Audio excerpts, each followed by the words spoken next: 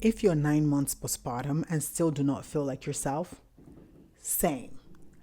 I feel like there's so much conversation and content around bouncing back, getting back to yourself, being the woman that you used to be. But there isn't a lot of conversation around going through it in the moment when you're in the middle of it and trying to figure it out. And that is what today's conversation is all about. Welcome to Conversation with Friends.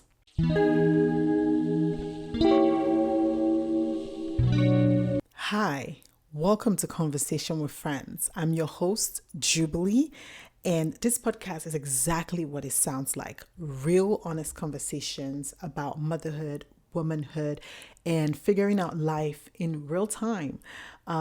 If this is your first time here, welcome. Today, we're going to be talking about therapy, journaling, and prayer, and how these three things have worked for me and have truly helped me through pregnancy and to postpartum.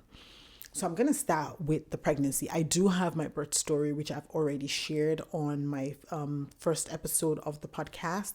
And during that episode, I shared that during my pregnancy, I had gestational diabetes, I have fibroids, and that what that meant for me was I constantly needed to keep on checking my blood sugar, eat a certain way. But not just that, also I needed to see specialists, to this specialist, and to that specialist.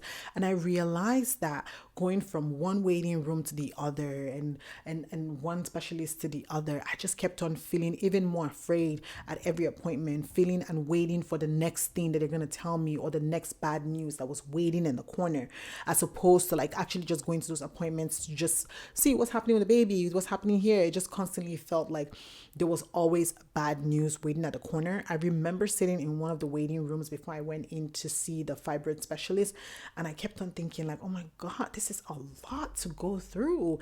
And for a second I was like, am I gonna make it?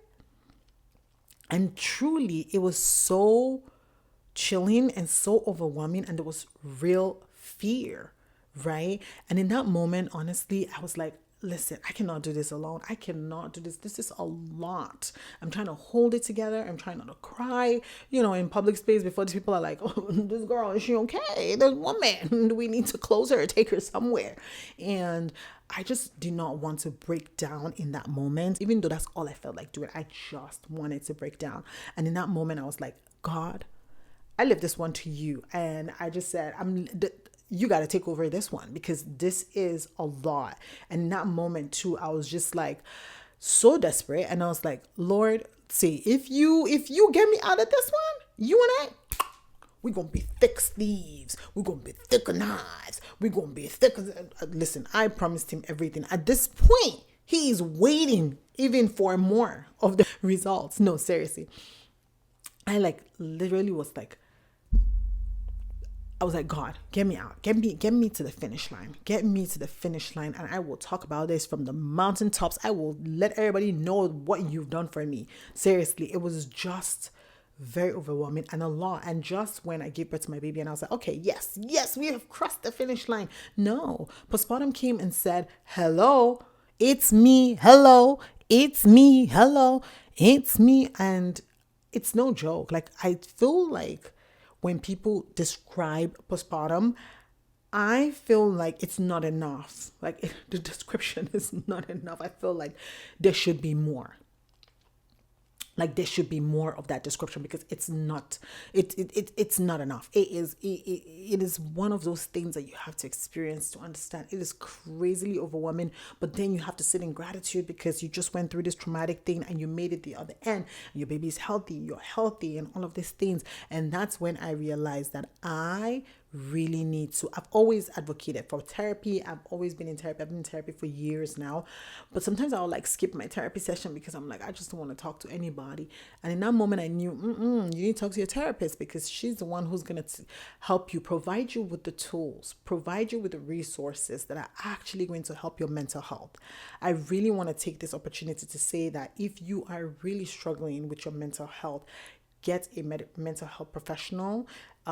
Therapy is here to provide with tools and resources and things just to get you through day by day. But if you're struggling with your mental health beyond that, then it's very important that you speak to a mental health specialist so that way they can actually help you and provide you with the care and the help that you need. I just wanted to make sure I said that. But therapy really helps me because she provided me with simple resources that I honestly sounded so simple, but they made a difference. Like me taking a walk, right? Every day, me journaling. Like journaling is one of those things that allowed my brain breathe, allowed my mind breathe, allowed me breathe. It felt like I was able to exhale, like truly. And so therapy really was one of those things that helped me.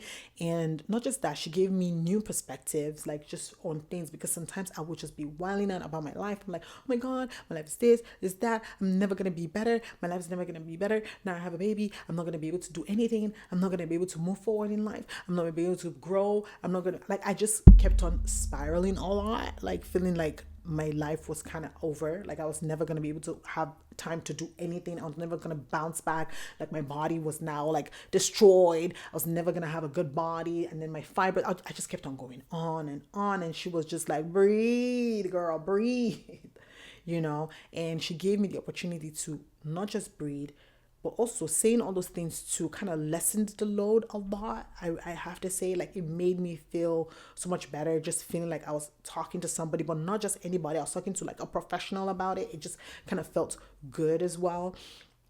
And then one of the days she literally said to me, like, women go through this every single day. And I know it sounds crazy to some people, but there's something about it that felt very reassuring. Like I wasn't the only one going through it. And even if I knew that women go through this every day, just hearing it from her made a difference for me. It made me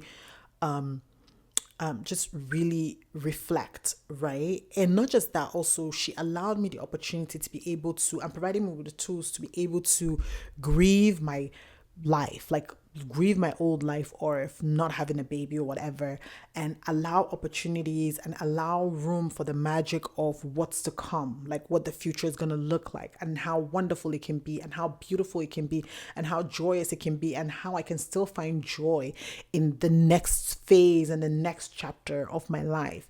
And honestly, it started with just walking, right? And I started to do the walks. I will take like short walks, sometimes like 5 minutes, 10 minutes. I would walk and like I would look at something ahead of me and I'm like, okay, I'm gonna walk to that tree, I'm gonna walk to that pole, I'm gonna walk to this, and I would just do that. And it made such a huge difference. Physically, I felt like I started to like shed the weight. But also mentally, I don't know what the science is behind it, but I know that it felt so good. And I know maybe, the hormone, same thing, like when you go to go and work out, right? Maybe it's the same feeling that you get, but it was just so good. And it did not require that intensity. It just felt more. And then I felt like my brain could breathe as well. Like I wasn't listening to music. I was not listening to anything. It was just me and nature. We were just on vibes. And it just felt really, really good. And so coming down, also she introduced journaling to me, and journaling is one of those things that really made a huge difference, because I was able to just write down. Sometimes I'll just write down everything I was thinking. Sometimes it didn't even make sense, honestly. Sometimes like it did not make sense. But journaling is a thing that I have been doing for years. It's crazy because I literally was looking at my bookshelf and I realized that I have journals from like 2013. Like I'm a journaling girl. I'm gonna write it down. I'm gonna write it down. And during postpartum was like when I really knew, because I would journal and I knew the power of journaling. But then it's like during postpartum, like I really like keyed in, locked in on the power of journaling. Like, listen, journaling is not a joke. Like it makes a huge difference. It really does. It makes a huge difference. It makes a huge difference for you. It makes a huge difference in your life. It makes a huge difference on the way that you see things. It almost helps you work through the problem while you're writing it. Like when you're writing it and you're hearing it out loud in your brain as it's coming to pen to paper, it starts to almost feel like you're talking to somebody, and it allows you really just work through the thing yourself sometimes. And that was like amazing, like amazing. And so also it's like with journaling, right? Don't think to yourself like, and I think that a lot of the times we wait for, and I'm guilty of this too. We wait for the perfect time, the perfect this, the perfect that. I'm gonna start when this happens. I'm gonna start when you have to start in the messy. You have to start when life is still messy.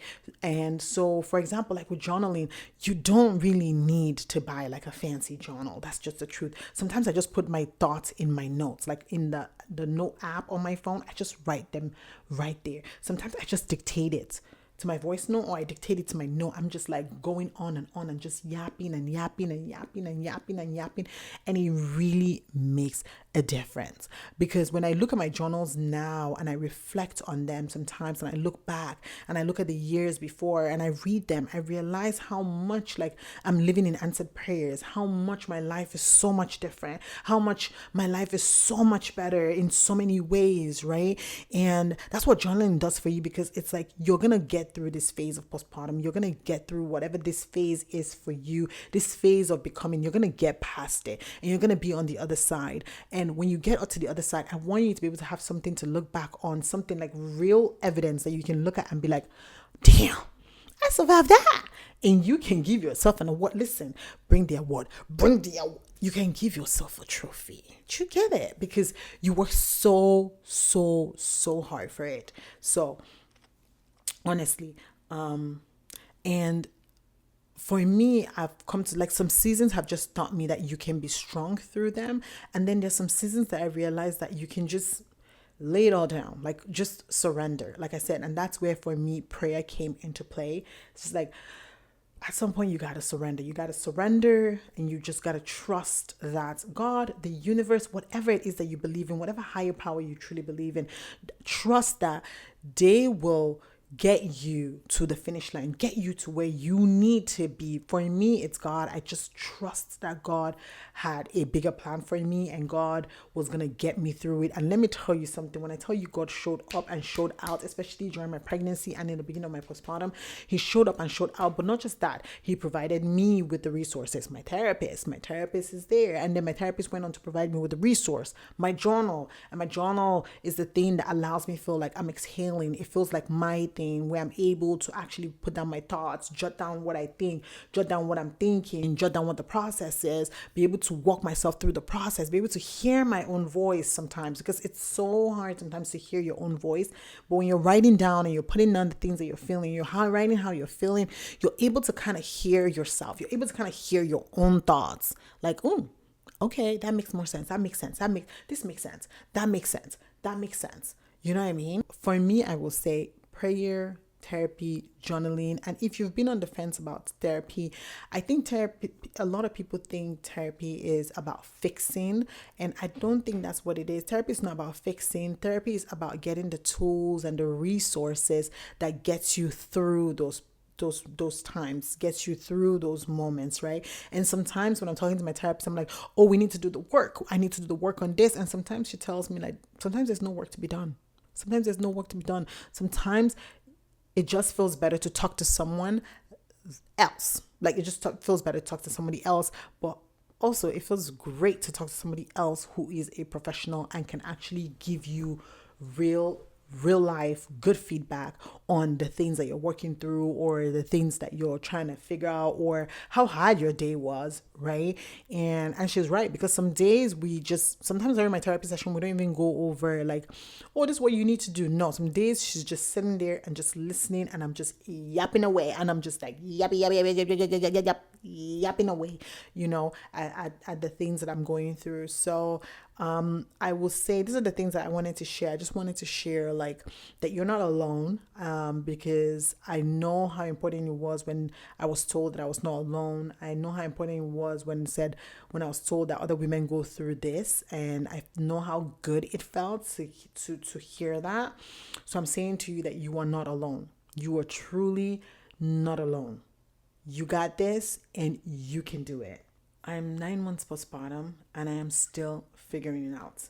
I do not have a perfect answer. I do not have a perfect life. I do not have a perfect routine, but I am showing up every day for therapy on Mondays, and I have my journal by my bedside. and I have my prayer, which I go down on my knees every day and I talk to God and I ask that all of these things just get me through my day. Tough days, good days, sad days, just to be able to get through my days. And right now, for me, that is enough. Right now, for me, that is truly enough. So if you're in the middle of it too, you're not behind, you're not failing, you are healing. And on the days you can't believe that, I'll believe that for you. Thank you so much for trusting me with your time. I really do appreciate it. Thank you so much for listening to this episode. I hope that it resonates with you. And if you think of someone as you are watching this episode that you think really needs to hear this, can you send it to them, share it with them? You can also follow me on Instagram and TikTok. It's at Jubilee Gamaniel. Take what you want and leave what you don't. And I will see you on the next episode.